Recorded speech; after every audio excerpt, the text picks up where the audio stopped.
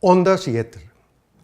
Con el fin de aclarar el sentido y la importancia del descubrimiento de las ondas electromagnéticas predichas por las ecuaciones de Maxwell y verificadas experimentalmente por Heinrich Hertz, discutiremos a continuación algunas de las características más notables de este fenómeno, cuya recurrencia en la naturaleza hace pensar que se trata de uno de los conceptos más fundamentales de la física. Pulsos y ondas. El concepto de onda tiene su origen en las oscilaciones mecánicas que se propagan a través de la materia y que podemos apreciar cuando, por ejemplo, se perturba de manera periódica la superficie de un cuerpo de agua que inicialmente se encontraba en reposo. Cada uno de los elementos de la perturbación se denomina un pulso y se caracteriza por su duración y la intensidad con la que perturba el medio. Una serie periódica de perturbaciones genera un tren de pulsos que es lo que constituye una onda.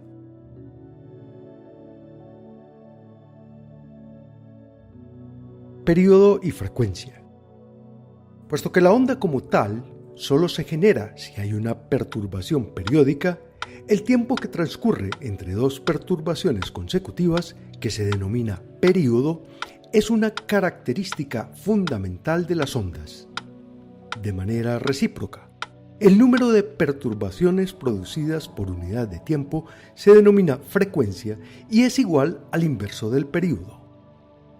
Como homenaje a la persona que verificó la existencia de las ondas electromagnéticas, la unidad de frecuencia es el Hertz cuando el tiempo se expresa en segundos. Frente de onda. El conjunto continuo de todos los puntos de un medio que exhiben el mismo grado de perturbación se denomina frente de onda. Los frentes de onda de una perturbación que se produce en un punto de la superficie de un estanque son círculos concéntricos al foco de la perturbación.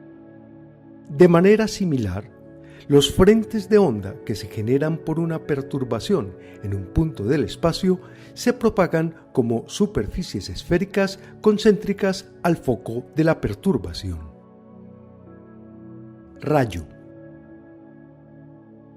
La trayectoria perpendicular a los frentes de onda se denomina rayo e indica la dirección de propagación de la onda en un punto. Los rayos correspondientes a frentes de onda plano son paralelos entre sí. Longitud de onda. La distancia entre dos frentes de onda consecutivos a lo largo de un rayo se denomina longitud de onda. Ondas longitudinales. Cuando las oscilaciones del medio perturbado tienen la misma dirección que la de la propagación de la perturbación, las ondas se denominan longitudinales. Un ejemplo de este tipo de ondas son las que se producen en un resorte que se comprime o se expande a lo largo de su eje. El sonido también es un caso de ondas longitudinales de presión. Ondas transversales.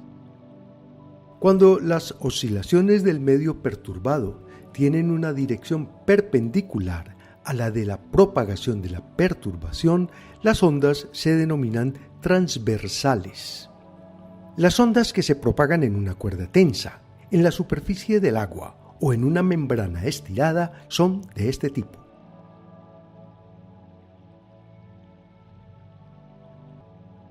Velocidad.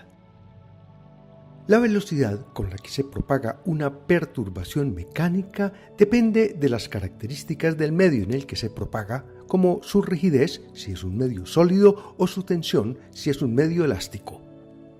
A partir del conocimiento de la velocidad v y la frecuencia f de la onda, se puede medir la longitud de onda lambda como la distancia que recorre la onda en un tiempo igual al periodo de oscilación.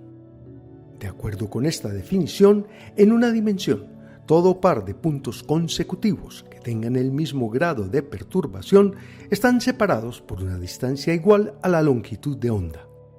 A partir de esta definición de longitud de onda, se puede establecer la siguiente relación entre la velocidad, la frecuencia y la longitud de onda. La velocidad es igual al producto de la longitud de onda por la frecuencia.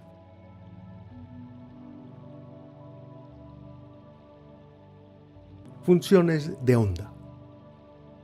Debido a sus particularidades espaciotemporales, es posible construir una descripción matemática de las ondas en términos de las funciones armónicas seno y coseno o de combinaciones convenientes de estas funciones.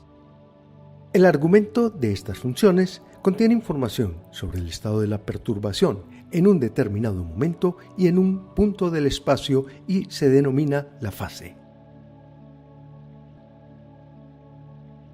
Superposición e interferencia. Se puede describir el pulso constitutivo de una onda como la propagación de una información que le indica a cada punto del medio por el que atraviesa que realice una oscilación completa antes de retornar al reposo. Un tren de pulsos, es decir, una onda, hace que, mientras pasa la onda, cada punto del medio por el que atraviesa oscile con la misma frecuencia de la fuente que generó la onda. Cuando un par de pulsos provenientes de diferentes fuentes coinciden en un mismo punto del medio oscilante, sus informaciones se superponen y la perturbación resultante será la suma algebraica de las perturbaciones correspondientes. A este fenómeno se lo denomina interferencia. Interferencia constructiva y destructiva. Cuando interfieren dos perturbaciones que están en la misma fase, se suman sus amplitudes y el fenómeno se denomina interferencia constructiva. Cuando dos perturbaciones que están en contrafase interfieren, se restan sus amplitudes y el fenómeno se denomina interferencia destructiva. Patrón de interferencia.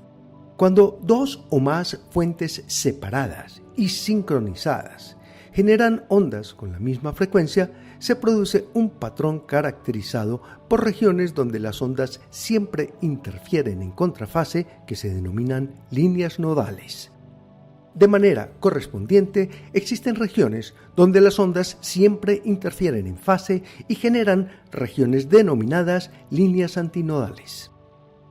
El conjunto de líneas nodales se denomina patrón de interferencia.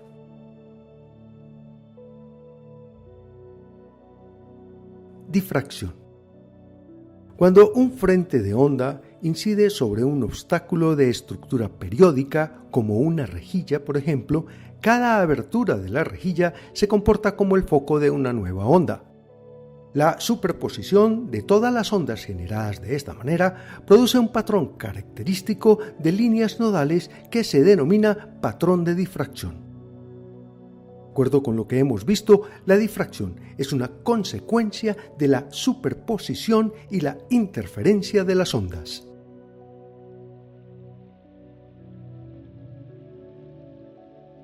Teoría ondulatoria de la luz. Gracias a los experimentos de interferencia y difracción realizados a comienzos del siglo XIX, fue posible establecer la teoría ondulatoria de la luz. Entre estos se destaca el experimento de Thomas Young de la doble rendija. Cuando se ilumina con una fuente de luz monocromática un par de rendijas perforadas en una placa de ancho y separación conocidas, se produce un patrón de difracción que se puede proyectar en una pantalla y en el cual se relacionan de manera muy precisa el ancho y la separación de las rendijas con la longitud de onda y la separación entre la placa y la pantalla de proyección. Gracias a esta notable propiedad de la luz, es posible obtener información sobre las características microscópicas de algunas superficies, como las alas de las mariposas o la densidad de puntos de información grabados en un disco compacto. Ondas electromagnéticas. Unos 20 años después de que Maxwell predijera que las perturbaciones del campo electromagnético se propagan como ondas transversales a la velocidad de la luz, Heinrich Hertz verificó experimentalmente su existencia luego de detectar los puntos nodales que se producían entre unos reflectores de aluminio convenientemente dispuestos en su laboratorio, como consecuencia de la reflexión e interferencia de las ondas generadas por un oscilador eléctrico.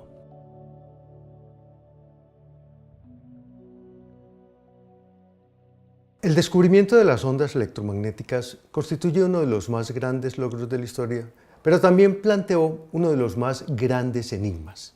¿Cuál es el medio que hace posible la transmisión de estas ondas? Esta pregunta surgía de manera natural al considerar que el origen del concepto de onda proviene del estudio de las oscilaciones de los medios elásticos y que el verbo ondular presupone la existencia de un sujeto que ondule. No obstante la imposibilidad de verificar la existencia del supuesto medio de transmisión, este recibió el misterioso nombre de éter y la fallida empresa que constituyó su búsqueda abrió el camino para nuevos y sorprendentes desarrollos de la ciencia.